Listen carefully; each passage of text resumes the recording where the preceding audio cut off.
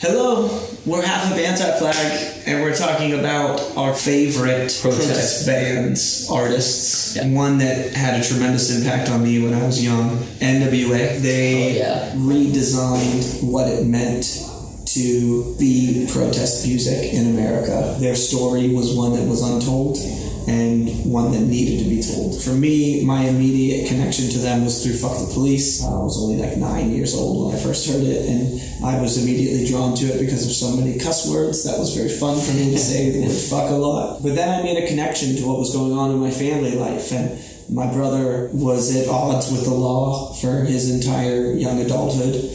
The police weren't kind in my neighborhood. We lived in a poor neighborhood, a lower income neighborhood, and the cops there were assholes, frankly. And I was able to, even at 9 and 10 years old, make that connection between the protest of the song and having a vehicle for that anger and that frustration with what was happening in the local policing that I was dealing with. So I reckon that as the light switch turning on, where I was activated to respond greater to protest music than pop music or music without a message. A band that I know had a tremendous impact, I think, especially like on people in our age group, was Rage Against the Machine. It was amazing to me to be able to turn on the radio and hear someone talking about an issue that no one else was talking about. Yeah, I mean, to just the other day, it was like maybe a day or two ago, there was a news story that broke,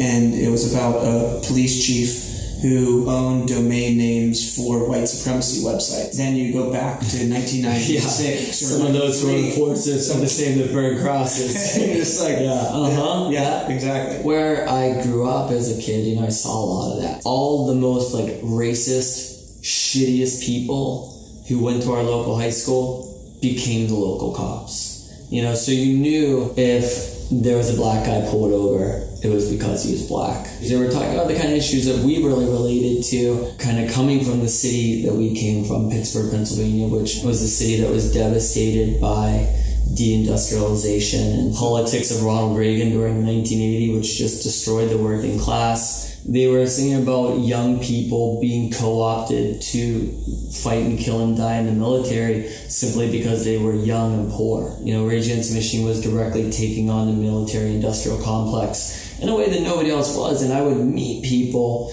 who would talk about that band, like, holy hell, man, there's this band, Rage Against the Machine. They're actually talking about the kind of shit that we're living through and giving us a voice, and then making me think about things that I hadn't even thought about. Champions of Mumia, before it was universally accepted that Mumia was someone is a political prisoner. And we were from Pennsylvania. That's where Mumia is from, and that was an issue that we cared about, but they gave it a national platform. Rage activated a lot of people and turned a lot of people into a new political consciousness. They exposed me to ideas and things that I had never thought about before. And they changed the way us as a band operate. We toured with them in 99. After it was over, we learned that each day they were donating $1 from every ticket to a local charity.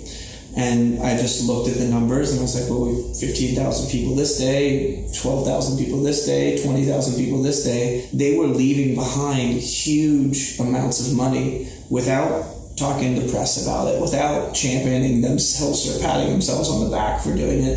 They just did it because it was easy to do. Add it to it, give it to a homeless shelter, give it to a grassroots organization. I think they gave it to the folks that were working with Pan Africa and doing the Mumia movement in Philadelphia when we were there. For us, that became like a new mantra, where anytime we can afford to do that, anytime we're in a position where we can do a thing similar to last night, like we're going to do an acoustic show, pass the hat around, leave 500 euros for Kein Bock auf Nazis. Peace. That became a part of our business model as far as running the band is concerned, and that's a huge influence by Rage Against the Machine. Yeah.